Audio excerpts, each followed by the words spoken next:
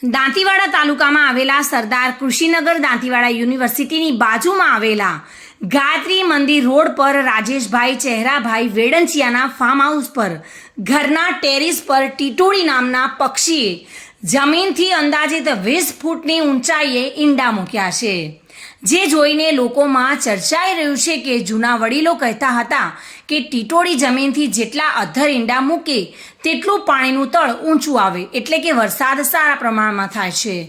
જો આ વાત સાચી બને તો આ વર્ષે બનાસકાંઠામાં મેઘરાજા મન મૂકીને વરસી શકે છે અને ધરતીપુત્રો માટે આ ખુશીના સમાચાર માની શકાય। પહેલાના સમયમાં વડીલો ટીટોળીના ઈંડા પરથી અનુમાન લગાવતા હતા કે વરસાદ કેવો થશે, ત્યારે આ વર્ષે દાંતીવાડા તાલુકામાં ટીટોળીના ઈંડા જોઈને લોકોમાં ખુશીની લહેર જોવા મળી રહી છે। જૂના વડીલોના કહેવા પ્રમાણે ટીટોળી જમીનથી જેટલા અધ્ધર ઈંડા મૂકે તેટલું વરસાદનું પ્રમાણ સારું હોય છે। જો જૂના વડીલોની વાત સાચી પડે તો આ વખતે વરસાદ સારા પ્રમાણમાં થશે। મારું નામ વેડંચિયા રાજેશભાઈ ચહેરાભાઈ, ગામ નોલોત્રા।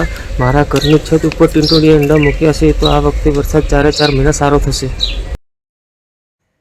બલસી દરબાર સાથે bureau report, today Gujarati news.